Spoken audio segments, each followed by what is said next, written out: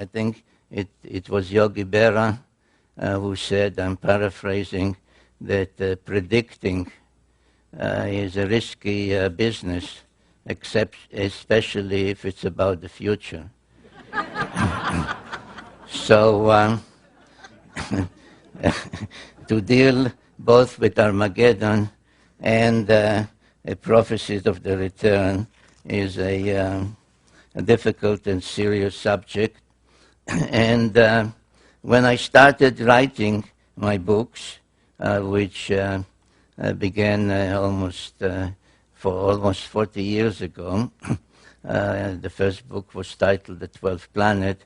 I knew then, almost 40 years ago, that whatever volume the final one in the series called the Earth Chronicles will be, it will have to deal with the end of days, which is the name given by the Bible, in the Bible, to prophecies of the last days, the end time, and any other way that the term in Hebrew, which is Acharit Hayamim, is rendered. And I really delayed writing that final book for two reasons. Number one is that I felt I need to do more research, and actually took another 30 years of research to be able to give a plausible answer, one which I believe is the correct answer, but at least it should be sufficiently documented to be plausible. And the other reason is that I don't know if everybody will be happy with the conclusions of that book, The End of Days. Certainly, I think many of those that are specializing in the subject of what's about to happen have focused recently on 2012 AD.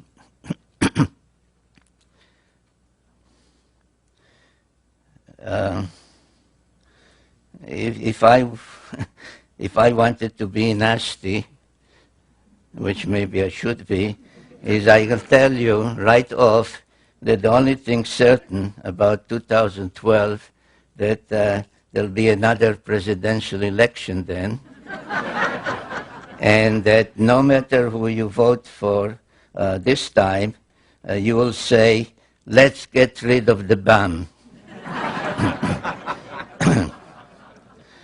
Because otherwise, what is supposed to happen in 2012? It is mostly linked with the so-called Mayan calendar or Mayan prophecies, and I'll talk about it in greater detail as we go along.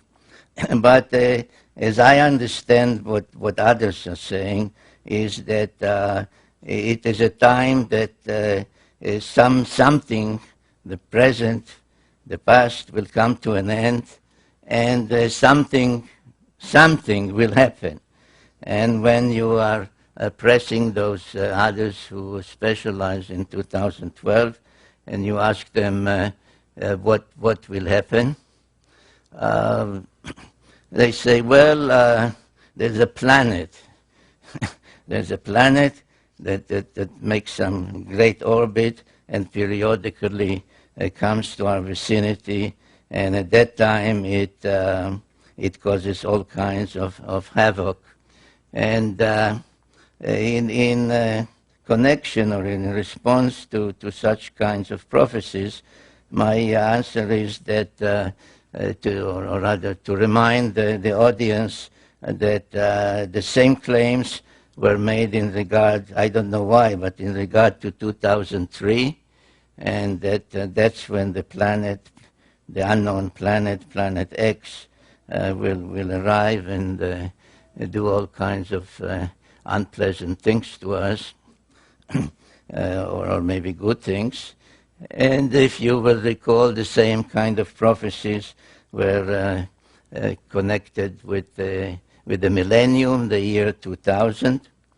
And one way or another, they are always coming back to Planet X. And if you say, what is Planet X?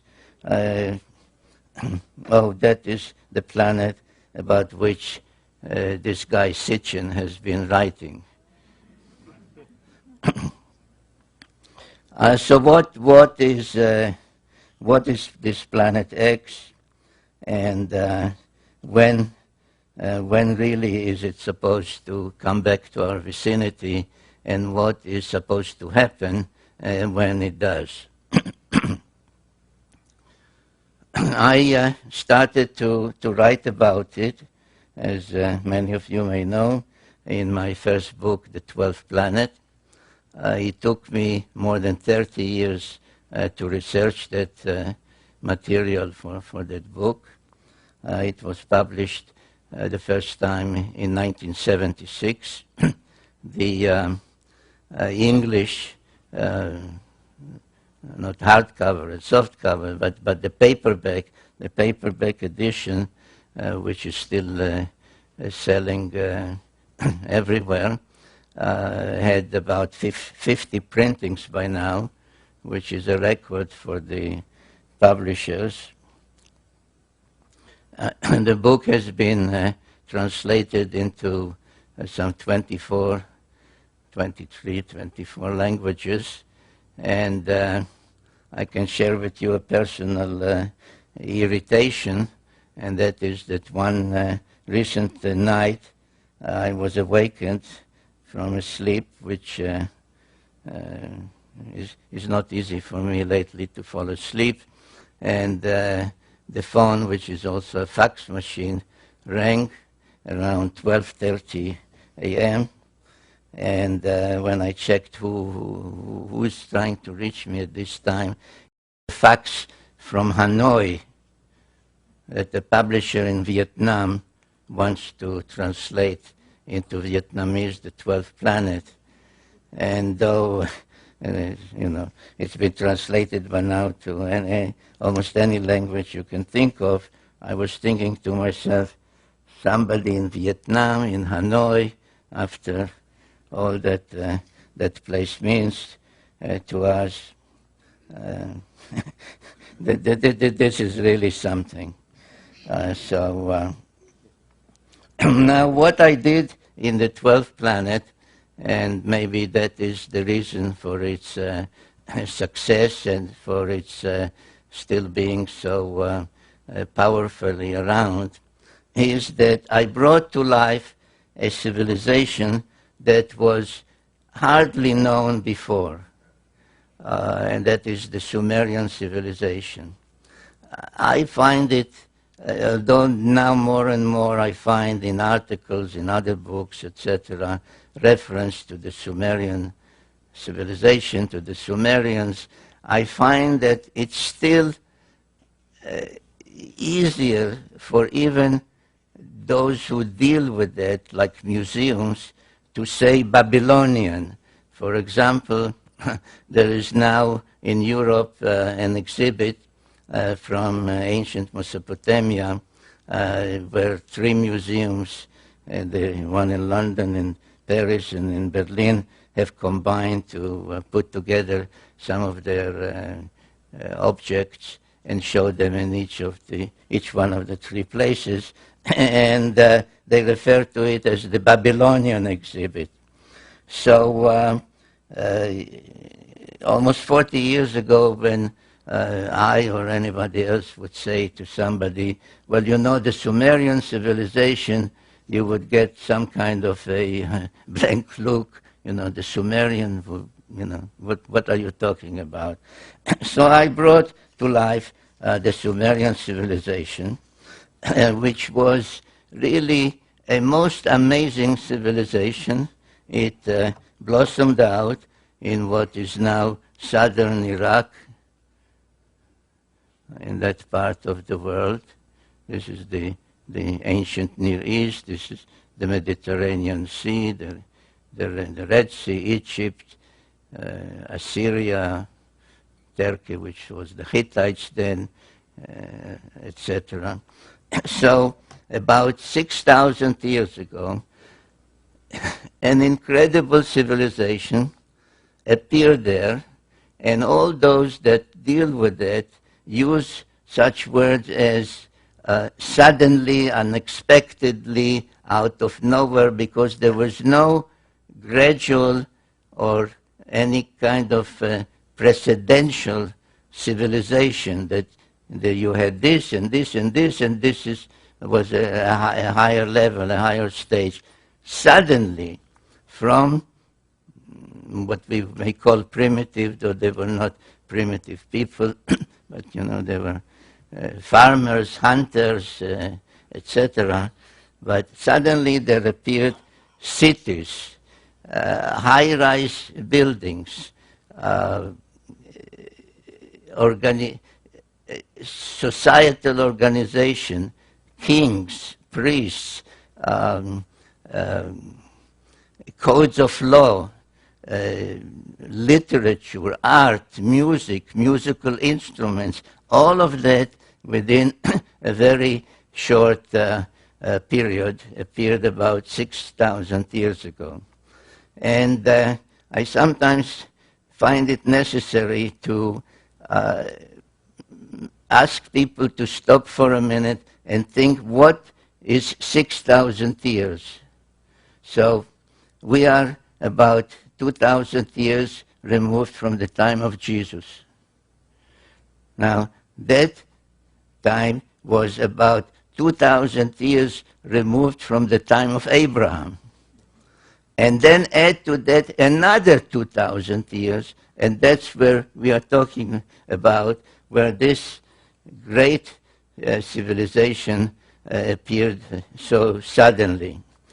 And without devoting the whole evening to that civilization and all the firsts to which we owe a debt. For example, if you look at your watch and you have 60 minutes in an hour, why do you have 60 minutes? Because that's the basic Sumerian mathematical system called sexagesimal base 60.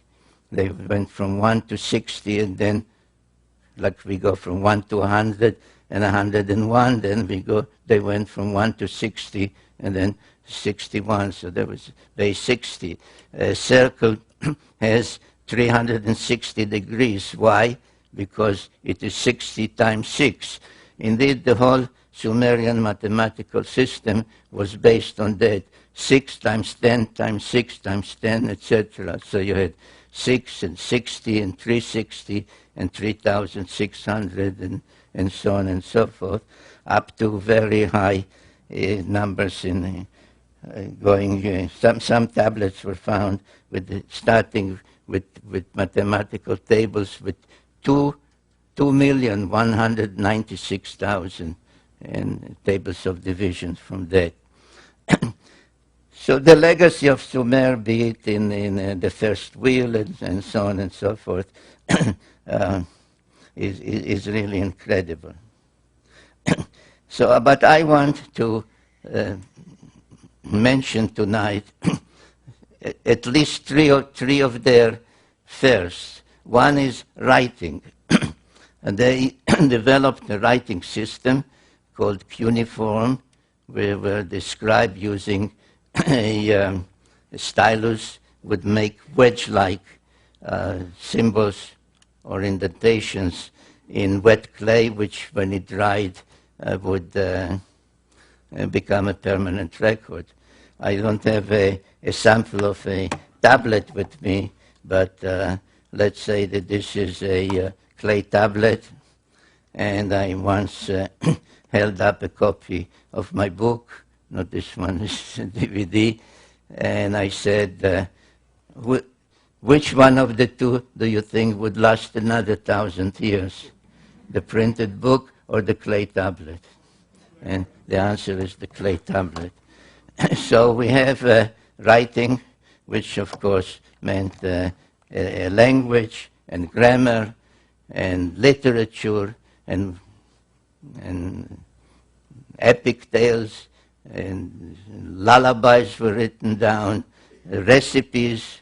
For example, in the book, The 12th Planet, I give as an example a recipe for what the French call coq au vin, meaning a chicken cooked in wine. There were proverbs. It's really mind-boggling, but I won't spend the whole evening on that. So writing was one of them. Another thing was pictorial depictions. They took stones, mostly semi-precious stones, and made cylinders about an inch or so, sometimes longer, but basically about an inch, a cylinder of an inch, and would engrave, and nobody has figured out to this day how, in this hard stone, they would make an engraving in reverse, like a negative, which when rolled on wet clay would become a permanent permanent depiction, the way we say print our presses, the rotary presses now, the newspapers. So literally thousands of cylinder seals, and even more so, their imprints have been found, and any museum worth its salt has these cylinder seals or their imprints on display. And those depictions tell us a lot, and I will refer to some of them. And the third thing that I would like to mention and stress this evening was high-rise buildings. They were the first to use bricks and to build high-rise buildings, like stage pyramids that would rise 100, 120, 160 or more feet high. Some think that these were the towers of Babel, mentioned in the Bible. Actually, it's not so, but every major city, Sumerian city, had a sacred precinct, and the sacred precinct had such a ziggurat, as they were called. And they were used primarily for astronomical observation. And indeed, their knowledge of astronomy, or in the field of astronomy, is one of the most amazing Sumerian legacies. This is, for example, the imprint of a cylinder seal. You can actually see the seal in Jerusalem. There's a museum there called Bible Lens Museum. And this is, if you ask a regular scholar, what is it? They'll show it. He'll say this is a beer drinking scene, because the Sumerians were also the first to invent beer. And drinking beer was a social event. You can see people are coming to participate in that, and beer was drunk through a straw. The way I understand in, say, in Latin America or in Argentina, they drink mate tea with a straw. But as many other cylinder seals, they were decorated with celestial symbols. And if you study this one, you find out that it depicts the sun, it depicts the earth and its moon, it depicts what we call the asteroid belt, which is a belt orbiting between Mars and Jupiter, and nobody knows or nobody, I mean, I say nobody because I do. Others claim they don't know how it came about. It's the remains of some planet that was destroyed, exploded, except that if a planet explodes, the pieces fly in all directions, and in this case, they orbit like a belt between Mars and Jupiter. So you also have Mars and Jupiter. Here's Jupiter. You have the asteroid belt, which we have discovered only in modern times. And beyond Jupiter, you have Saturn and its rings, which we did not know about until the invention of the telescope. Now, this cylinder seal is from about 2000 BC, from 4,000 years ago. So this is an example of the amazing Sumerian knowledge in astronomy.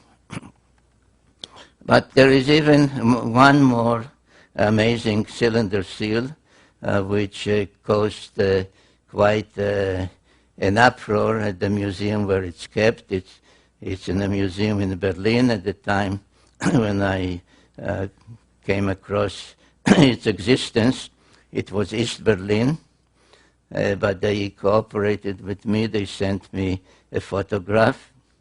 And if you ask scholars what is the scene depicted, they say, well, this is the god of agriculture granting the plow, a primitive plow, to mankind. A representative of mankind is introduced by a lesser god to the main god who grants the plow. And just as an aside, I'll say, so you tell those same scholars at the museum or in any of their scientific magazines, say, so there was a god of agriculture and that's how he looked. They say, no, that's a mythological scene. That's just mythology. But whatever it is, there is an interesting celestial depiction on this one, and this is what it shows. It shows a star surrounded by planets. Now, this arrow is my addition to enable comparison with our knowledge of the solar system. So we have the sun, not the earth, we have the sun in the center, surrounded by planets, all the planets we know of, in the correct sizes and in the correct order, except that here there's one more planet, right here, between Mars and Jupiter, where the asteroid belt is now. So according to the Sumerians, there was a planet there, probably, or one must conclude, the planet which apparently broke up somehow. Now, if you could get hold of Sumerian guy and said to him, what planet was that and what is the somehow, how did that planet break up? He'll say, well, that's you're asking me something that is been written about in one of our books. It happens to be a clay tablet, not the way we think of books. And that tablet is actually part of 7 tablets.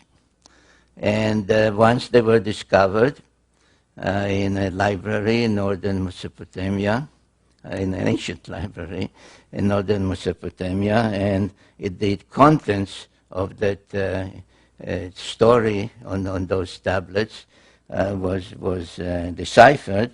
They have since been referred as the 7 tablets of creation, paralleling the biblical tale of the 7 days of creation, 6 days of actual creation, and then 1 day in praise of the Creator. So this is one of the tablets, I think the 4th one out of the 7, known as the Epic of Creation. or sometimes known by its opening lines, which is how the Sumerians used to name their epic tales or their tablets in library catalogs, because they were actually set in libraries, and on each shelf there was a tablet that listed all the texts that are on that particular shelf, like a catalog tablet. So no, it's not sometimes known by its opening words, Enuma Elish. Now, what does the Enuma Elish say? The Enuma Elish tells the story how the Earth came to be, how our moon came to be, how that extra planet came to be, and indeed how the whole solar system came to be. And I devote in the 12th planet, and then in another book, Genesis Revisited, chapter after chapter to explaining this epic of creation. But I'll just give you now the the gist of it in a couple of minutes. And they say that once the solar system began to coalesce, the way our modern scientists say, around our sun, and the various planets began to form, an invader, another planet, thrust out of some other solar system, passed near ours, but as it passed near our solar system, it began to be pulled in by the gravitational pull of all those other planets, and changed course.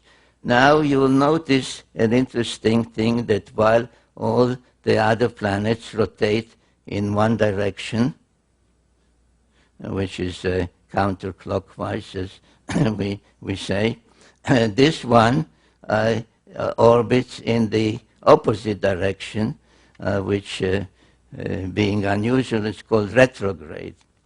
But as it was drawn in the opposite direction, inevitably it collided with one of the olden planets in our solar system, which in the Enuma Elish text is called Tiamat. And this planet, the invader, which later was named Nibiru, acquired various satellites or moons as it was passing by the other planets. Tiamat, which is treated as a female celestial entity, had 11 satellites, one of them quite large, unusually large, called in the tale Kingo. And when the clash finally occurred, it referred to in those texts as the celestial battle. Tiamat was hit twice, actually. This is just one of the drawings from my books. Was hit by some of the moons, the satellites of the invader, and was broken up. Half of it became bits and pieces, the asteroid belt, which those texts and the Bible in chapter 1 of Genesis refers to as the hammered bracelet, because it orbits like a bracelet around the sun. And the other half was thrust into another orbit, carrying with it Tiamat's largest moon to become our planet Earth and its satellite, the moon, an unusually large one as things go in our solar system. Now, without spending time this evening on the subject, but it's in my various other books. For example, you know what modern science says about our planet Earth, that all the continents used to be on one side. On the other side was just a huge cavity that was filled with water. and it's still called the Pacific Ocean. If you read about the origin of the moon, etc., it all corroborates, it all agrees with this Sumerian cosmogony. And now, what happened to the invader? According to the Enuma Elish, the Epic of Creation, the invader itself became a member of the solar system, a 12th member, because they counted the sun, the earth, its moon, and not 9 but 10 planets. So when I discussed with my first publisher the title, the suggested title for my book, the first book, The 12th Planet, I tried to explain to him that this is really the 10th planet, which is the 12th member of the solar system. And he said, Sitchin, we'll call it the 12th planet. So it is known as the 12th planet, though it is in reality the 10th planet. And all the Sumerian tales do include the planet we call Pluto as part of the tale. So I wrote on my website a piece when the astronomers meeting in Europe decided to dethrone Pluto and said it's not really a planet, it's a planetoid, it's this. I wrote a piece on my website and said, let Pluto stay the way the Sumerians had it. So this is the planet that remains in orbit and has been renamed Nibiru. Now, on many Sumerian and afterwards Assyrian, Babylonian, and so on depictions, all the 12 members of the solar system are depicted, and you can see the sun, you can see the moon, you can see this Nibiru, whose symbol became the winged disk. You can see all the others with their symbol, and you can see the 7 dots, which is the symbol for Earth. Now, you may well say this is wrong, because we all know that Earth in New Age parlance is the 3rd rock from the sun, right? So there's Mercury, Venus, and Earth. And that is true.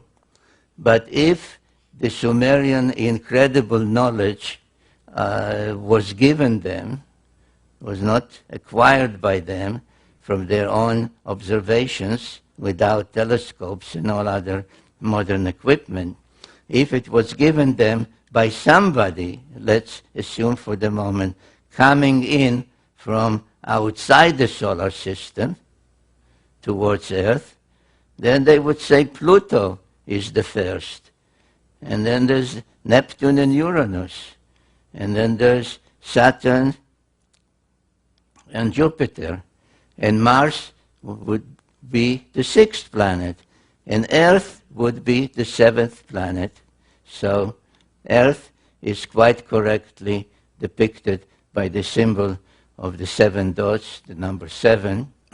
And this is something I would like you to keep in mind as we proceed with this presentation, because it is very significant towards an appreciation of the evidence from the past about the future. Now, the obvious question that anyone, including myself at the time that I started to research and investigate all that, would ask himself is, how could possibly the Sumerians know all that, that the sun is in the center, and that's how this solar system came into being, and there was an invader, and the invader has this great elliptical orbit, etc. And the answer again, it is written down they are not called tablets, they are called cylinders, square cylinders in this case. And this one in particular, another one like it, can be seen by any one of you if you go to England, to Oxford, to the Ashmolean Museum. And this is called the Sumerian King List. And it says that about 430,000 years before the deluge, people called Anunnaki, in this text, called Anunnaki, came from their planet and visited Earth and brought civilization to Earth. In fact, it says, this and other records like it, say that civilization was brought down, and the term used in the Sumerian for the civilization is kingship. That kingship was brought down first time before the deluge and was brought down to earth from the heavens the second time after the deluge. And then there are tales, very detailed tales, telling us that at one time a group of 50 Anunnaki, led by a leader whom they call Enki, came from their planet, that same planet, the planet X, or Nibiru, came to Earth, and they did not crash land here. Their spacecraft was not just passing by, and they said to each other, hey, look at that rock down there, let's take a look at it. They came for a reason, they came for a purpose, and the purpose was that they needed gold. They needed gold with which to protect the dwindling atmosphere on their own planet. And the tales, which are very detailed, then tell how Enki came and tried to obtain the gold, how his attempts to get it, to extract some gold from the waters of the Persian Gulf did not succeed, so they had to turn to actual mining. And then another leader was sent called Enlil, and etc., etc. So what happened? And there are many statues of Anunnaki, male, female, but this one of Enki is the only one where his fist, if you can discern it, is made of gold, which I believe indicates the purpose for which he came. Now Enki stayed on Earth quite a long time, and at some point felt that he ought to tell his story of what happened on their planet that made him and his group and the other Anunnaki come to Earth, and what happened on Earth after they came and landed here. And there is an actual text known to any Sumerian or Assyriologist, as some call themselves, that they will say, yes, there is such a text that is an autobiography of Enki that starts by saying, when I approached the earth, I saw greenish marshes. We splash-landed in the waters. We waded ashore. I commanded so-and-so, and the name is given, to test water and see if there's potable water. I commanded so-and-so to build us some kind of shelter. I commanded so-and-so to see if there is edible food. And so on, line after line in those tablets. Unfortunately, the complete text of that autobiography of Enki has not been found, only fragments of it. I used about 800 different sources to reconstruct the story of Enki, because I felt at some point in my own writings that it is not enough to tell the story of what happened here through the prism of the Sumerians, or to some extent the Old Testament, the Hittite writings, etc. But it is also important, especially to know why they came, what happened on their planet before they came, through the eyes and through the speech of one of them. And I chose Enki because he did dictate an autobiography. And the tale that emerges from all those sources is that after they landed here and could not get the gold just by extracting it from the waters of the Persian Gulf. This is the Persian Gulf, and this is today's Iraq. Another leader, a half-brother of his called Enlil, came. He was more a commander, and he was more a scientist. Another member of their family, they were all children of the ruler of Nibiru, called Anu. Another member, a female, who was a medical doctor, came and assisted also. And they set up a settlement, or actually 7 settlements on earth, at a place that they called in Sumerian Edin, from which the word Eden, the Garden of Eden, comes. And they chose a central point called Nippur. They nicknamed the navel of the earth, because all the other settlements that they established, each one with a certain purpose, including this one as the spaceport, and this laid out as a landing corridor, all of them were equidistant from Nippur.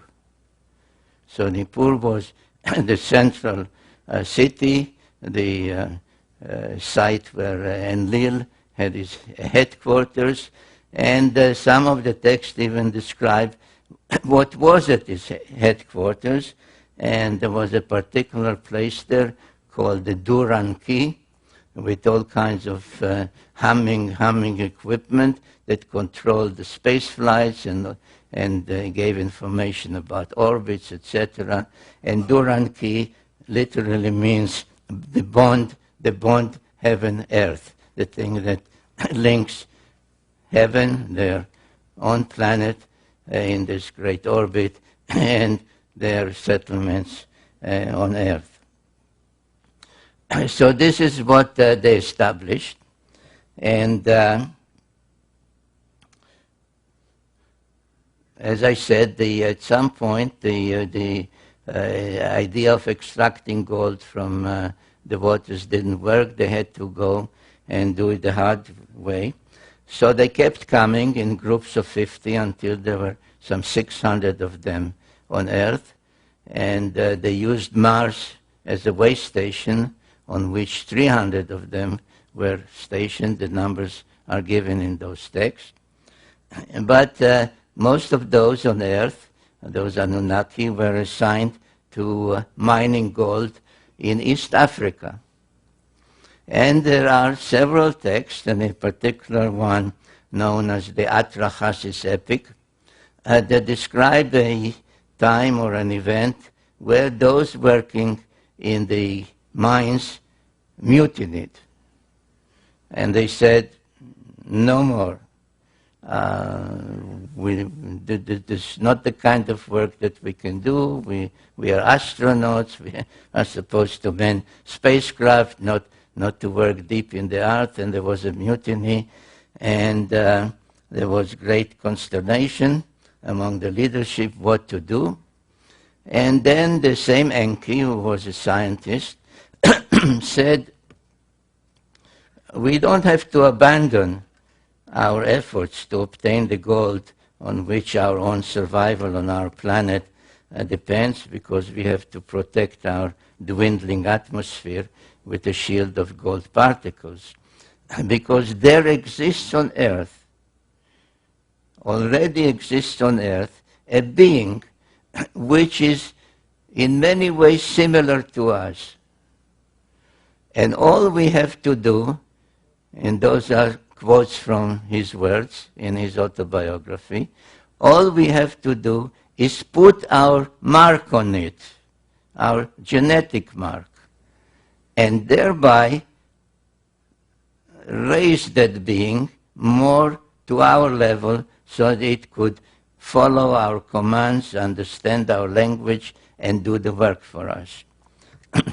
And there are quite a number of texts called creation texts that describe how Enki, with the help of their half-sister, who was the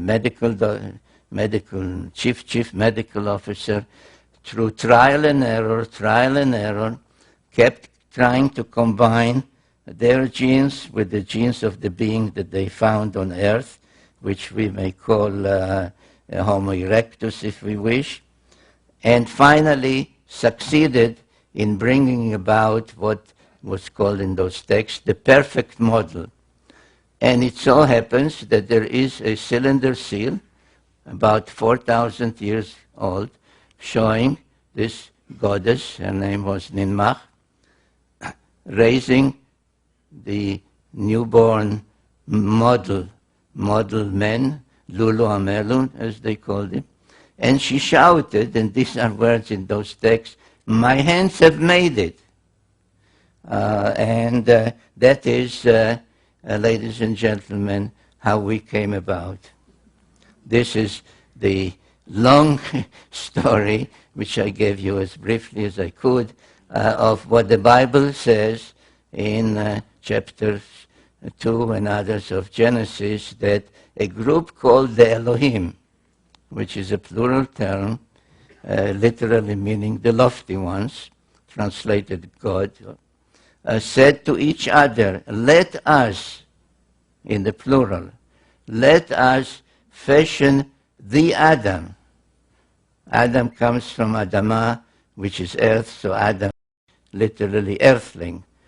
"Let us fashion the earthling in our image and after our likeness." And this is essentially, in one biblical verse, what the Sumerian tales tell in quite a number of creation texts. And then after they achieved that and everything seemed to be in order, the deluge came and destroyed everything. So after the deluge, there are tales, by the way, Sumerian tales describing the deluge and its reasons and its what caused it, and why was one God angry and said, "Let mankind perish," etc., etc. But that's needs another evening. So after the deluge, when the water subsided, they had to restruct and recreate and restart everything from the beginning, and they could not do it anymore in the Edin, today's Mesopotamia or Iraq, because it was all covered with millions, or now one should say billions, of tons of mud, and nothing could be done there until the earth would take generations and generations to dry. So they shifted the whole project from where it was. If you recall, it was this way. Everything was anchored on Mount Ararat, the twin peaks of Ararat, which stand out as a marker, and laid out exactly the same idea of a landing corridor this way. Now they used as one of the facilities to to serve their purposes, a great platform that they had built here and that survived the deluge, right here. And again, using this notion of equidistance from there to the spaceport, which was here and here, to create the whole landing pattern, they chose a new mission control center, a new place for the Duran key, right here. And this place is known today as Jerusalem. So Jerusalem, and I sometimes, either at seminars or when I took groups with me to tour these places, I would say to them, why is Jerusalem sacred?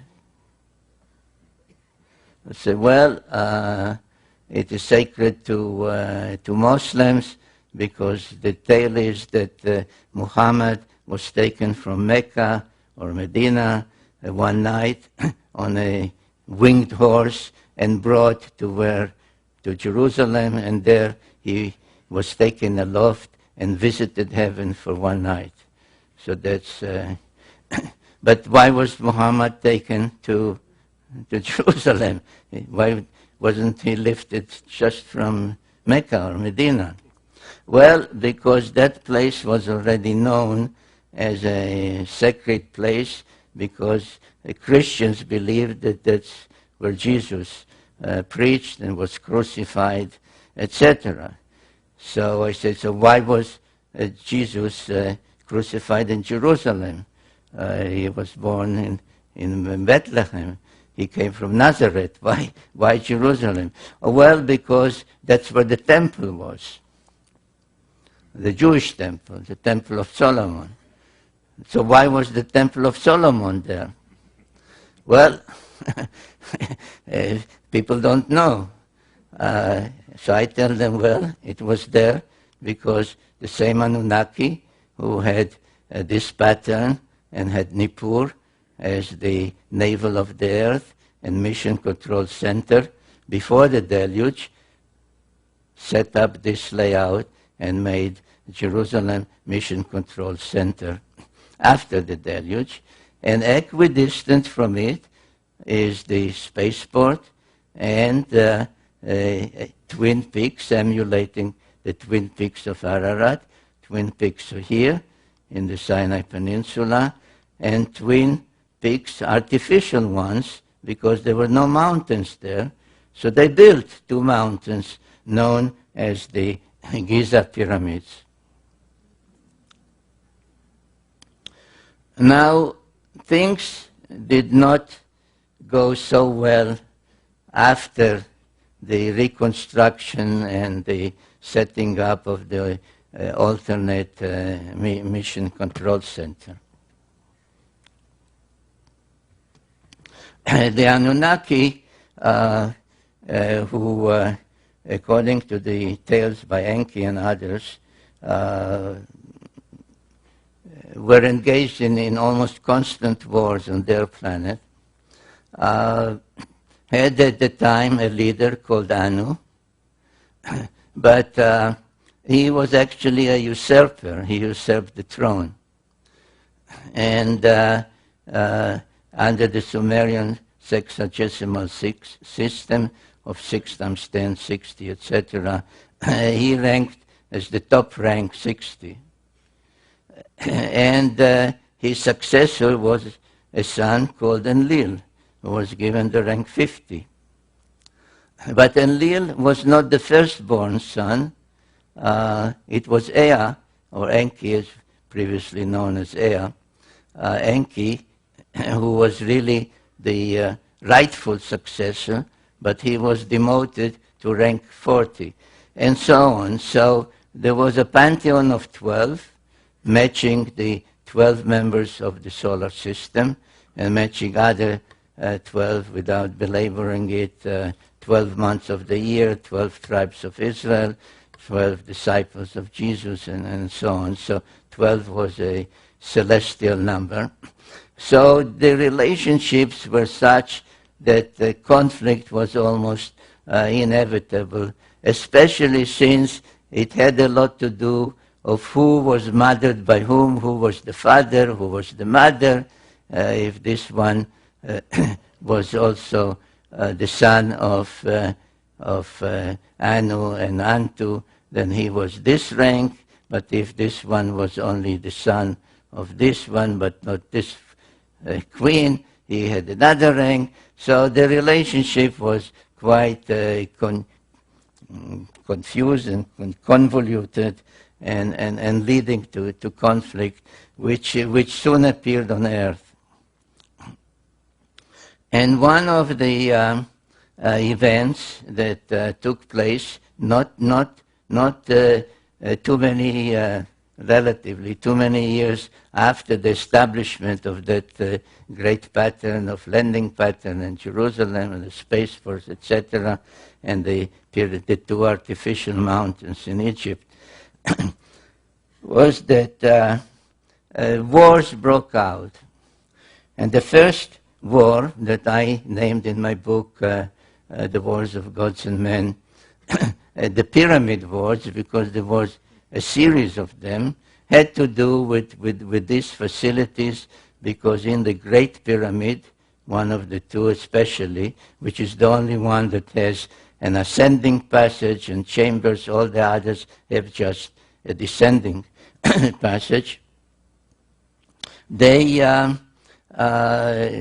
were a prize that one side tried to deprive from the other, and the first series of pyramid wars took place there.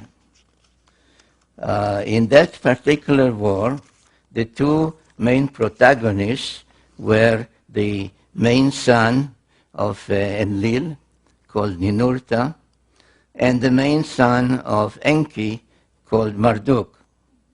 And in that war, it was Ninurta who was the victor, and his victory was commemorated in some cylinder seals and other depictions. This was his symbol, the eagle, and this was his victory's depiction, how he won the war over the two pyramids, and another depiction where you see actually all three pyramids. And this, by the way, is another of the proofs, of which I have many, and I deal with it extensively, of who built the pyramids and when they were built, and that you see that already in Sumerian times, which preceded the pharaonic times by thousands of years, the existence of the pyramids was already known.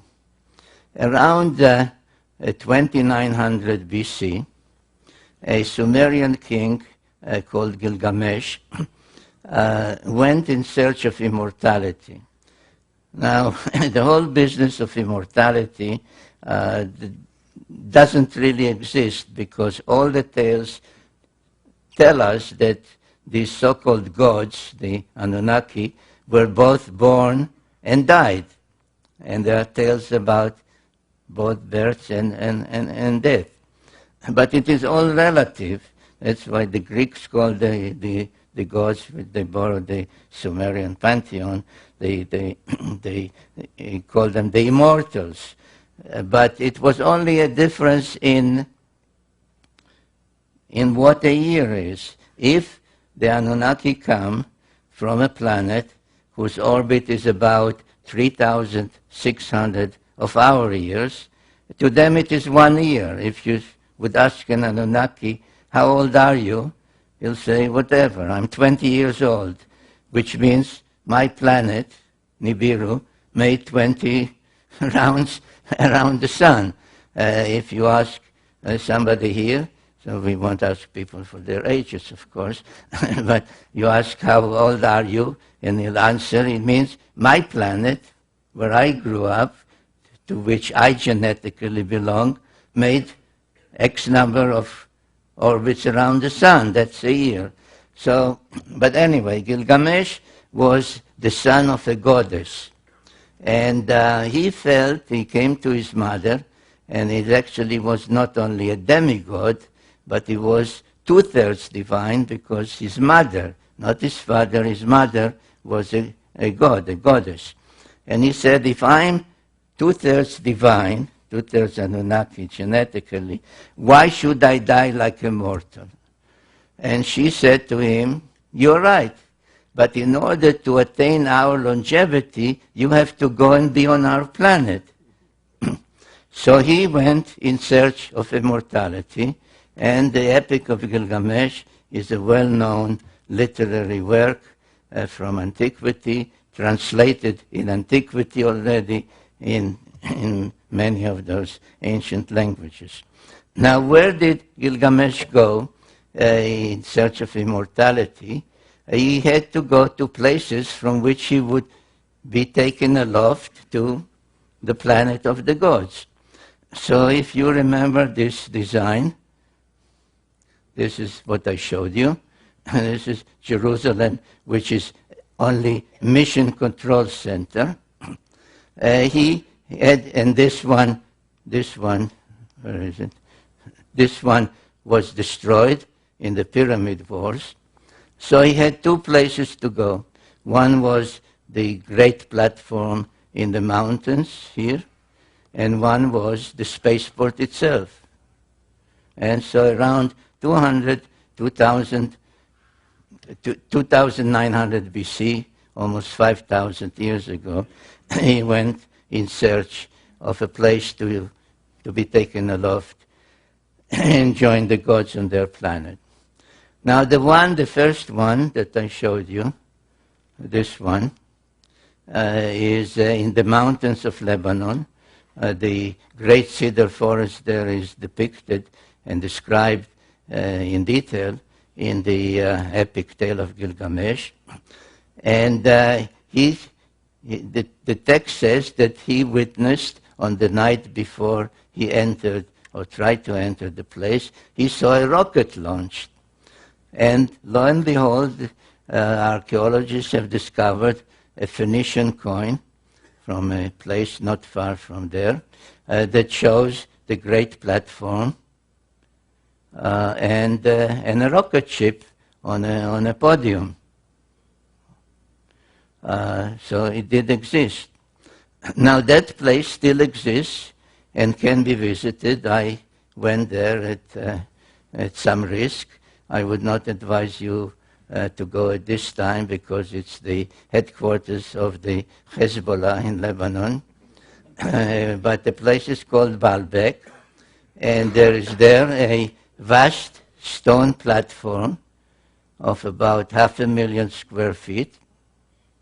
And here at this northwestern corner, there are ruins of temples built over temples over temples. The latest one are Muslim and Byzantine and Roman, but they are built on or over a platform that pre-existed. And these are some of the most ancient ruins that you see there, of levels that keep rising from down there, rising and rising and rising and rising and rising. And these stone blocks weigh between 600 to 900 tons each. And the immensity of the place is mind-boggling. Even more mind-boggling is one of the courses in the western wall of that enclave, on the western wall, on top of these huge boulders. And the three of them, 1, 2, and the third one, known as the Trilithon. This is the drawing, the image. This is a line drawing of a person, so you can see the scale. So there are three of these huge stone blocks lying in one of the courses, one of the levels, next to each other. And they weigh 1,100 tons each. Now, there is no piece of equipment, even today, that can lift 1,100 tons, or even 1,000 tons, or even 600 tons. There's no such piece of equipment.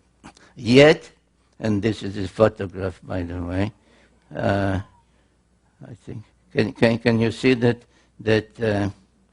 little ant there? That's me. I'm standing there.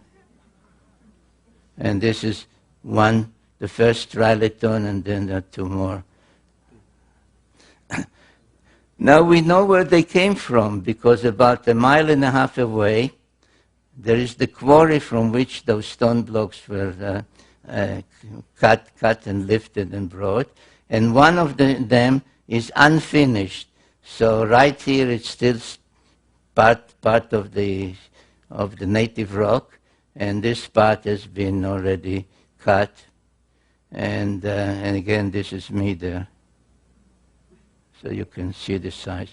So somebody in antiquity, and according to all the evidence before the flood,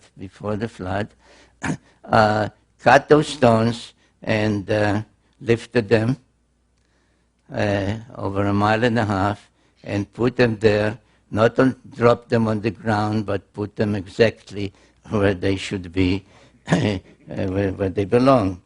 And the question is, what was the purpose of this whole thing? As I said, Gilgamesh reported that he saw a rocket ship launched there, and the Phoenician coin also depicted.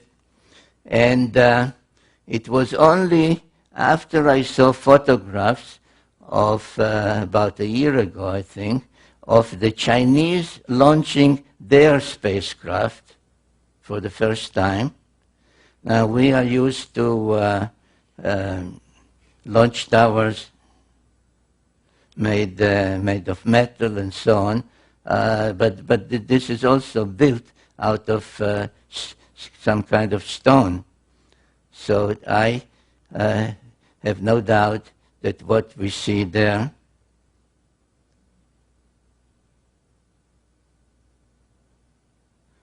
now, where's the one?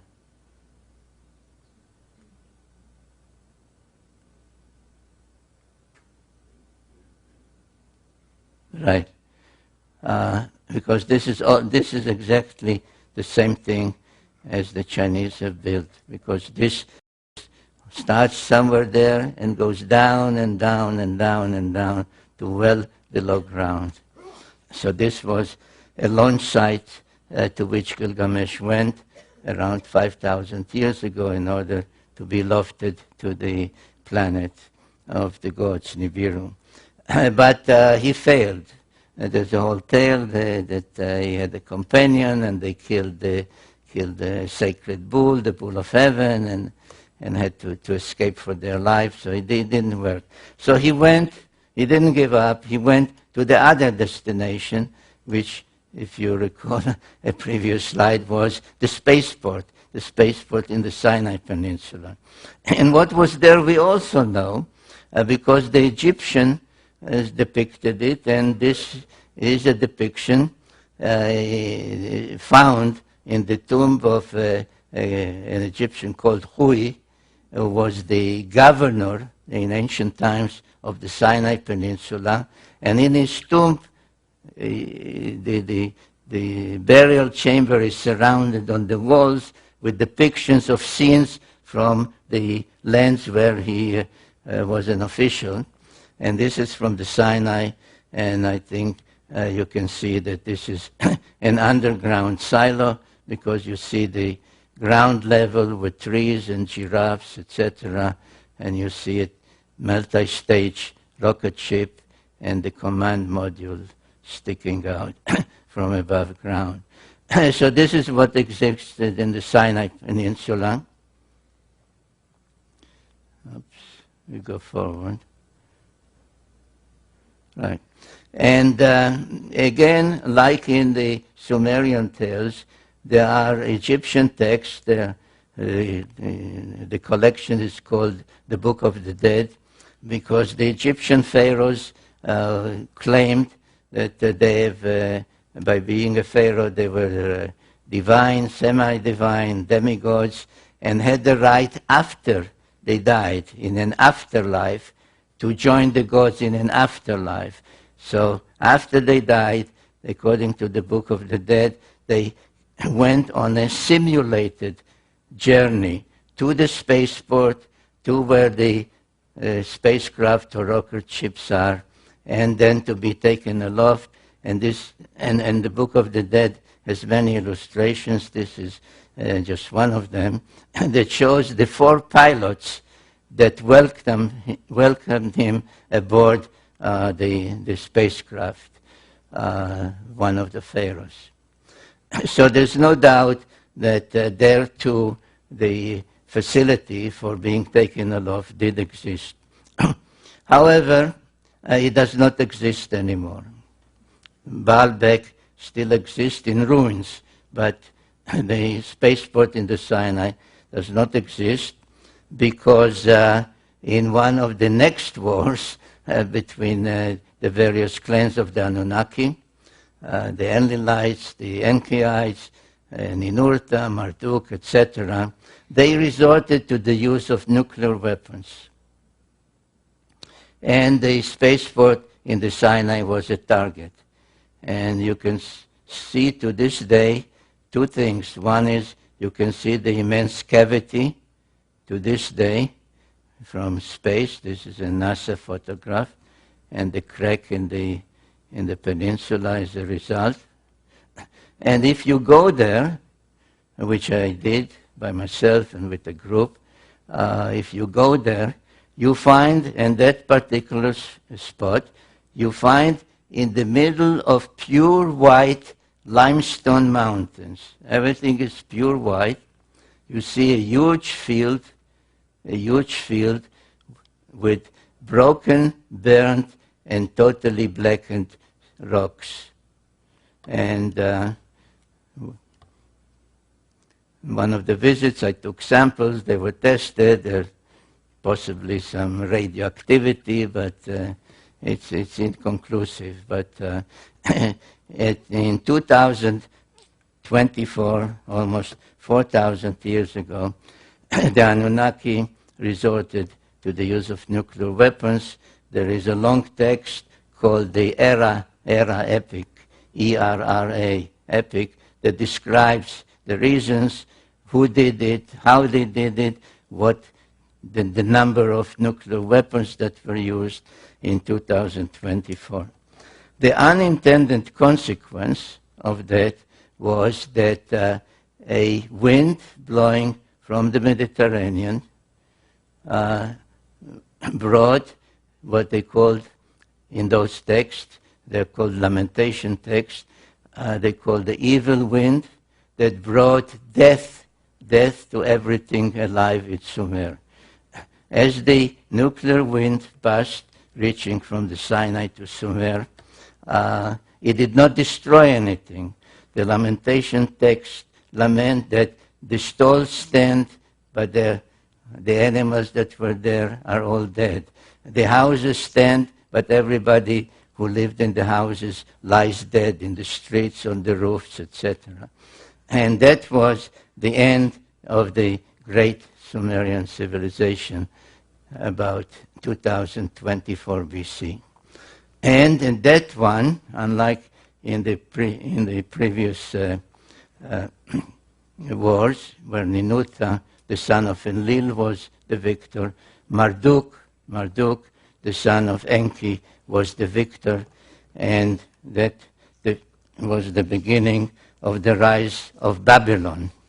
Instead of Sumer and Enlil and all the others, it was now the era and the time of Marduk and the Babylonians.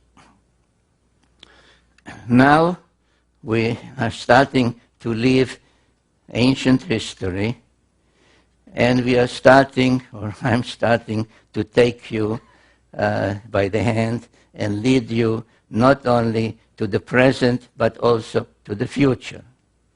And to understand where history is taking us, This map is the key to it, and please try to remember it. If you recall the layout of the landing corridor from Mount Ararat this way, and Jerusalem as Mission Control Center, the spaceport, the Giza Pyramids, and the place in Lebanon called Baalbek today. These are the 4 space-related sites that if you keep them in mind, you understand what happened afterwards, what happened in recent times, and what the present conflict is all about. When the dust, let's use that expression, the dust of the nuclear explosion and the demise of Sumer settled, several hundred years later, when perhaps passage was possible again after the use of nuclear weapons here, a major event took place. It is called the Exodus of the Israelites from Egypt. And the Bible says that after about 400 years, God remembered. He said, oh, by the way, I forgot all about those people. There was this guy, Abraham, and I promised him a certain land, the promised land. I made a covenant with him. And then I forgot all about it. But now it's time to fulfill my promises.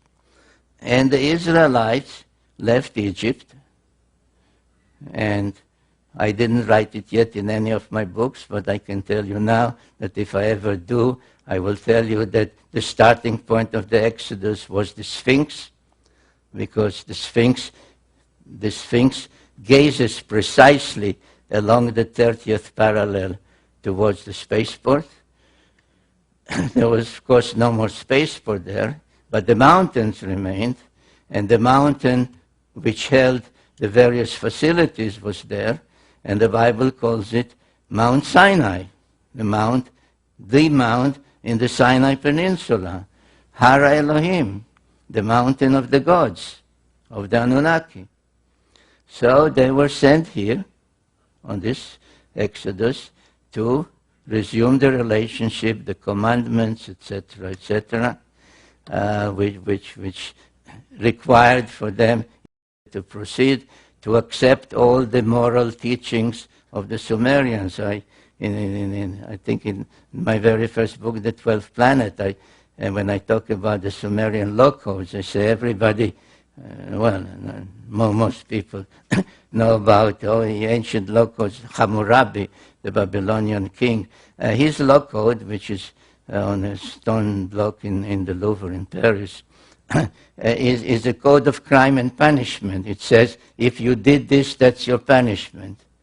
The Sumerian law codes, and there's one, for example, by a king 1,000 years before Hammurabi, 1,400 years before Hammurabi, that was a law code of justice that said you shall not take away the donkey of a widow. You shall not delay the wages of a day laborer. Those were the Sumerian law codes. So these were the Sumerian commandments, the Sumerian moral laws that had to be reaccepted, renegotiated at Mount Sinai. And once they were, they had to continue. There was difficulty in going straight. They went around, but anyway, finally they got to Jerusalem.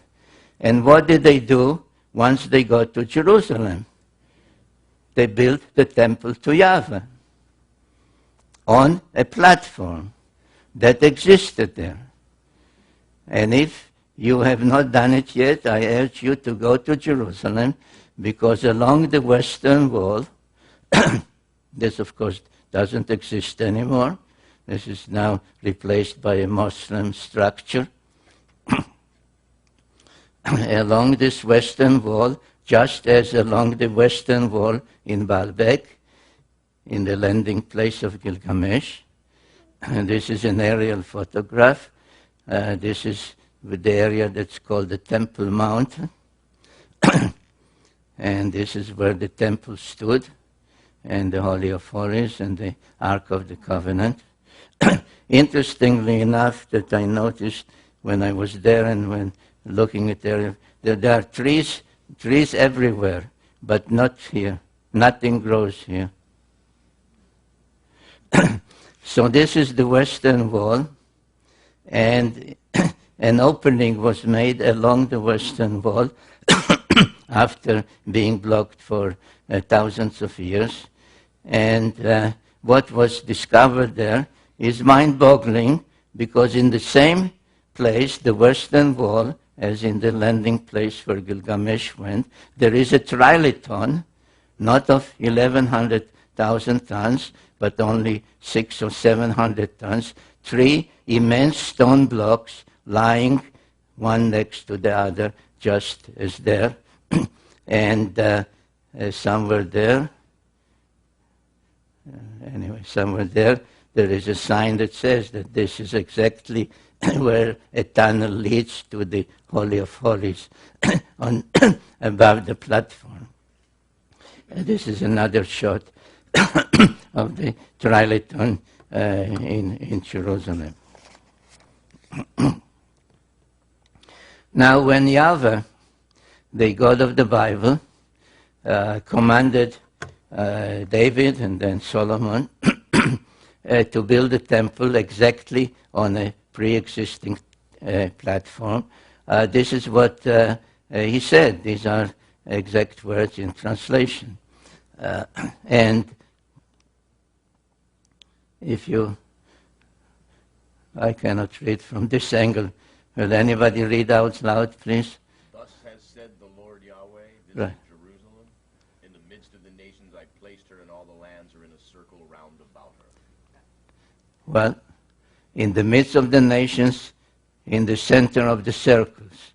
Well, that could not be more explicit that this is the layout of the Mission Control Center.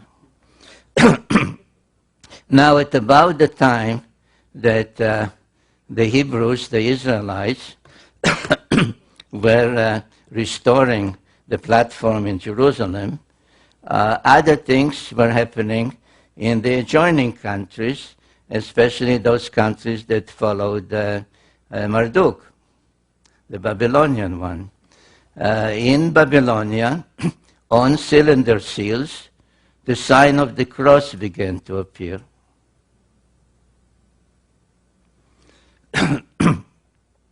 In Assyria, the kings began to wear the sign of the cross on their chest. The same happened in Egypt. Now, these are all from around 1000 BC, 900 BC, 800 BC, 700 BC. Now, what does it mean? What does it signify? Well, the sign of the cross, it may come as a surprise to my Christian friends, the sign of the cross is not a new sign, and not a sign developed or invented at the time of Jesus. This is a very ancient Sumerian sign, and each time that the planet Nibiru, that usually was depicted as a winged disk, was on its way back to our vicinity, each time that the reappearance of Nibiru was expected, the depiction, the symbolism for Nibiru, for the planet, changed from the winged disk to the cross. So this one, for example, this is one of the most ancient ones. This is another one. This is when agriculture was granted to mankind, and so on. And if you look at the orbit of Nibiru, roughly 3,600 years, in my book, The End of Days, I explain why the orbit might have become a little shorter, only 3,450 years. But anyway, we can work with this 3,600, which is a good round number and part of the sexagesimal system. 6, 10, 63, 60, 3,600. So from the time that Nibiru was in our vicinity, making the great round around the sun, which is called the perigee, the point closest to the sun, he goes out, slows down, reaches this point, the apogee, and then starts on its way back. So at some point, the planet is here, or here, or here, or here, or here, or here, and at some point, the anticipation of its return begins. And that's, I suggest, is when the sign of the cross began to reappear. In one of my books, The Wars of Gods and Men, I deal with all the various wars that took place, not only the very early ones, but in particular the ones that started to become more frequent and more ferocious as the return of Nibiru became closer and closer. It seems as if it became much more important who would be in control, who would welcome them, whose particular aspect of religion would be more predominant, etc. And it was at that time, precisely around 750 BC, that the biblical prophecies also started. They started with the prophet Amos around 750 BC. Now, in general, no distinction is made by people writing on the subject, and most of whom really don't know Hebrew, so they rely on translations. The whole thing, biblical prophecy, is taken as one lump subject. But if you know Hebrew, and if you study the various prophecies in great detail, and know the precision of the Hebrew language, you begin to see that the prophets were really talking about two different things. One was called the Day of the Lord, and Amos spoke about it. Another, I think, I quote Habakkuk, I can't see from this angle. Anyway, they started to talk about the day of the Lord. The day of the Lord is coming. The day of the Lord is near. And it was described as a time of celestial phenomena. There would be darkness at noon. You will not be able to see the stars at night. The moon will not shine its light, etc. and so on and so forth. I don't know if it's easy for you. I had about 30 slides with all these biblical quotations, but I realized that it would be very difficult even for the audience to read them. So at the same time, similar prophecies known as Akkadian prophecies, Assyrian prophecies, Babylonian prophecies, began to also talk about the return, the celestial Lord would come from the south, would be first seen in this constellation, and so on. And I drew some of these charts to show you and show how you can relate some of the text to the progress of Nibiru coming back to Earth's vicinity. This is another sketch that really renders as a sketch literal wording, saying you first can see it from there, then you can see it here, and so on and so forth as the planet returns. There were even discoveries of astronomical records. These are called astrolabes because they depict the circular heavens around Earth on plain paper with all the stars being named, where the progression of Nibiru from being seen in this part of the heavens to being seen in this part of the heavens at its apogee, its perigee, is actually recorded as having been witnessed and seen by Assyrian and Babylonian astronomers.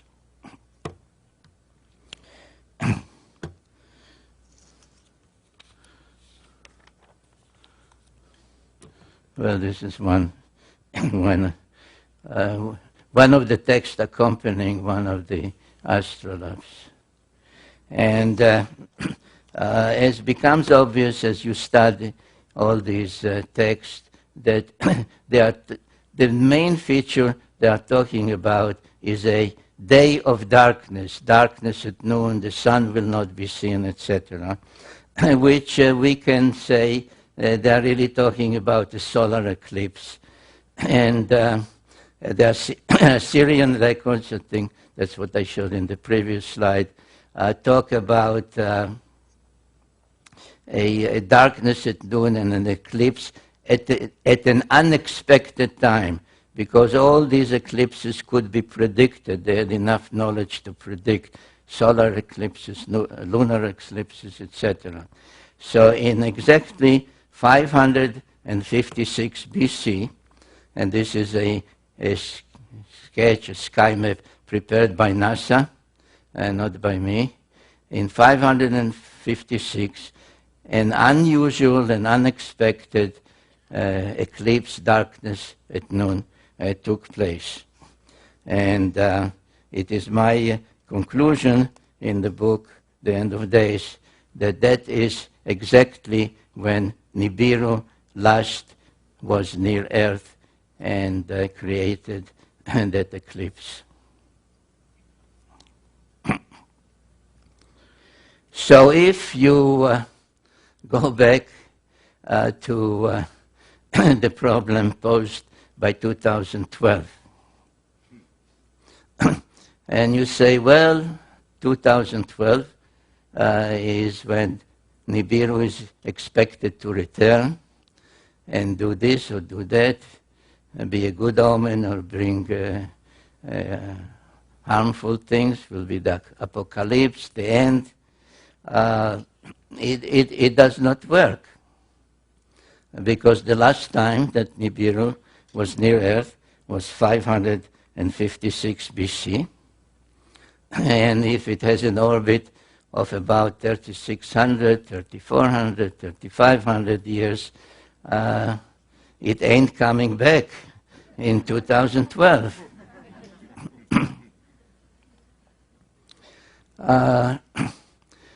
So what might happen, if not in 2012, in some other time, in our lifetimes perhaps? And this takes me to the other part of the biblical prophecies, where I told you that there were really two things that were discussed and prophesied. From about 750 BC to about 550 BC, the time of Ezekiel, they spoke about the day of the Lord, the celestial Lord. It's coming, it's nearing, it's coming from the south, it will darken the skies, etc., etc. But then the other part, they switched to a term called Acharita Yamim, the end of days, which some translate end time or any other way people want to translate. But the time, the question is, what do we mean by time? But whatever we call time will come to an end. And we have to remember, and this is the purpose of this slide, to show you that the Anunnaki were coming and going between their planet and the Earth, not necessarily when Nibiru was closest to Earth. As a matter of fact, they could not do that, because it is at this point that the planet, their planet, that slows down here, gains speed and moves fastest around the sun. So the only way they could come here was if they left their planet ahead of time and speeded ahead of the planet and were here and then rejoined their planet, or when the planet was starting on the way back to slow down, then they would, as if literally, fall back towards the sun and come to our vicinity. So there were all kinds of ways, and there are tales. There are tales about this god, this goddess. There is a tale about a king called the Tana who was taken to heaven. He was afraid to continue the trip when he started to see the earth become smaller and smaller. There was one of the sons of Enki by an earthling woman called Adapa, who was taken for a visit with Anu in heaven, taken and brought back. So he did not stay 3,600 years on Nibiru. So comings and goings are possible even when Nibiru is not precisely at its closest to us. And what did happen in 556 BC, when so many of the other nations expected the Anunnaki to show up again, is that instead of showing up, they left.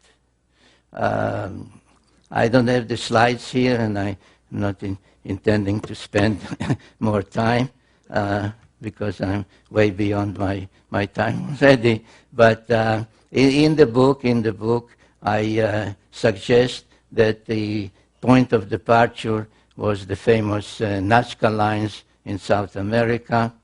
But what is without doubt known, and this is perhaps part of the Mayan prophecies, is that the chief deity of Mesoamerica, whom the Aztecs called Quetzalcoatl, the Mayan called Kukulkan, which all meant the plumed or the winged serpent.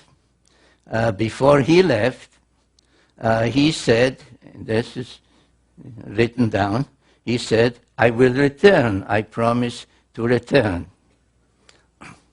And he promised to return at a certain point, which is related to the Mesoamerican calendars.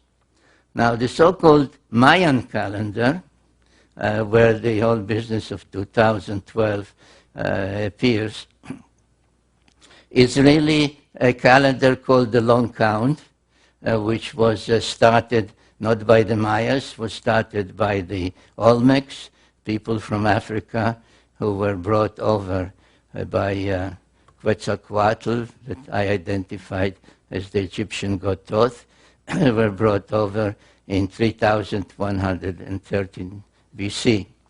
And this is the calendar that the Mayas used. The whole business of 2012 is based because the calendar, its various symbols depict 1 day or 20 days or 360 days, etc. And this is called this one is called the Baktun, and 13 Baktuns will culminate in, by some calculation, 2012. Now, it depends how one calculates, because it depends if you divide the days by 365 or by 360. One way that has been suggested only a century ago really arrives at 2087 as the Mayan 13th Baktun. But in general, my feeling is that it is not applicable at all, because if you follow the biblical prophecies, they are dealing with a cyclical timetable. This so-called Mayan calendar is a linear one, like day 1, day 2, day 3, etc. The same as the AD calendar, 2000, 2001. Why nothing happened 2000? Because after 2000 came 2001. Like I showed you at the beginning, that some said 2000, then said 2003, 2000. All the predictions in the Bible, both the Old Testament and the New Testament, speak of a cycle. The beginning will be the ending. The ending is the beginning. The past is the future. And this can take place only in a cyclical thing. And what was, is more quotes of the same subject about the end of days and what will happen there. Now, the best clues in the Old Testament about this whole business of the end of days, when will it be, not only what will happen, but when will it be, is in the book of Daniel. I just almost skipped fast because it takes too long to start reading all that. But one of those that really devoted the better part of his life to studying the meaning of the prophecies and the timetable given in the book of Daniel. And there's some number of years, but the best clue is where the angels tell Daniel, the end of days will come after half time, time, and 2 times. And Daniel, like we say, what do you mean by that? What half time are you talking about? Are you not talking about football, right?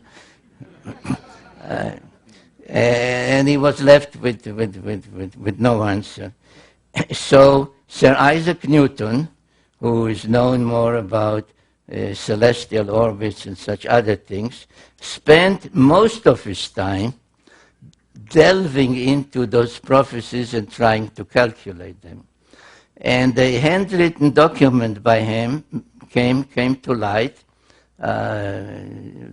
relatively recently, 2-3 years ago. And when it came to light, the news headlines were that Sir Isaac Newton calculated the end of days at 2100 AD, 2160 AD.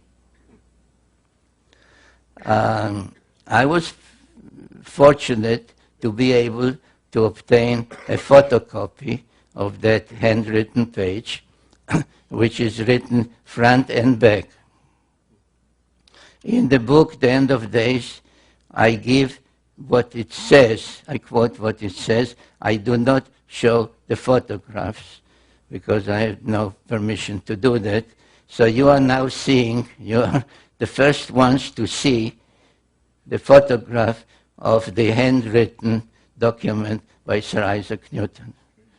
And he calculated also in 3 ways.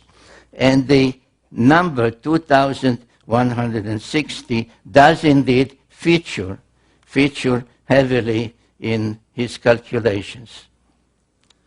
But when I looked at his calculations on the back of the page, I said, oh my God, he is talking about zodiacal times. Because one of the things, again, a so-called Sumerian first, was the devising of the zodiac, of calculating how the earth on the first day of spring here, after a full year, does not precisely return to where it was, but is slightly retarded. The retardation amounts to 1 degree of 360 in 72 years, and a 30-degree zodiacal house, therefore 30 times 72 is 2,160. So the mathematical zodiacal time is 2,160 years. And there's no doubt, though, the beginning of the zodiac is attributed to the Greeks, that the Sumerians knew it. They named all the 12 zodiacal constellations in the correct order. This is all Sumerian names. They depicted them the way we still use to this day. So there's no doubt that they knew the zodiacal times. But again, as with other things, how could they? How could any immortal Sumerian not only measure the delay of 1 degree in 72 years, but of 30 degrees of the shift from one zodiacal house to another in 2,160 years? And the answer is that, again, this was a Anunnaki device and not a Sumerian device. And what is important to keep in mind is that the time scale, so that's perhaps when the ancients told Daniel time, half time, 2 times, that they were talking about divine time, the Anunnaki time, is because I ask myself, and I give that answer also in the book, The End of Days, is what prompted, what caused the Anunnaki in 2024 BC to resort to the use of nuclear weapons? What was the problem? And the problem was that Marduk said that the age of the bull, the age of Taurus, which was the age of Enlil, is ending, he said, and my age, the age of the ram, the age of Aries, is beginning. He claimed that this is the correct zodiacal scale. So he said around 2200 BC, the age of Enlil, the age of Taurus, has ended, and my age, the age of Aries, has begun. The others, and this is all in those texts, by the way, the others said to him, no, you are wrong, because don't go by some chart. Look at the heavens. In the heavens, on the first day of spring, we are still in the age of the bull. We are still in the age of Taurus. Why? Because the three zodiacal constellations of the bull, of the ram, and of Pisces are not the same size. So, though Marduk claimed that his age has already begun, it was still observationally, really in the heavens, the age of Enlil, of his rivals, Ninurta, and so on. So this was such a bitter fight that they resorted to nuclear weapons to deprive each other of the spaceport. Now, there is another cylinder seal. It is at the Hermitage Museum in Russia. There's no doubt about its date. It's 2500 BC. And it shows, in my opinion, without doubt, an astronaut on the 6th planet, which is Mars, greeting an astronaut on the 7th planet, which is Earth. You remember, I asked you to keep it in mind, Earth and its moon. And between them, there is a spacecraft. So, a return of the Anunnaki with a stopover on Mars, one greeting the other, has occurred. And there is a date. There is a date on this cylinder seal. Do you see the date? Pisces. The age of Pisces.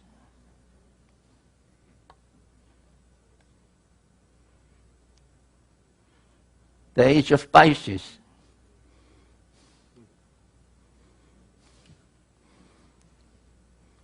So does this mean that the return of the Anunnaki and the end of days, with its 2,160-year calculation, will still come about this century? Maybe. Because there is a because, ladies and gentlemen.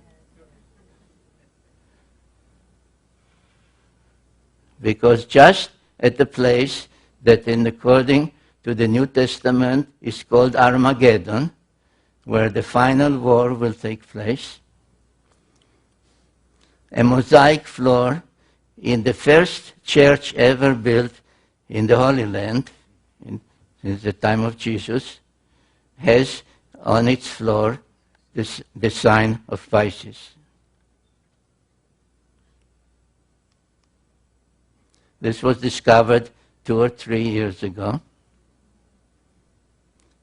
at Armageddon, which really means in Hebrew Har Megiddo, the Mount of Megiddo, which is in Israel.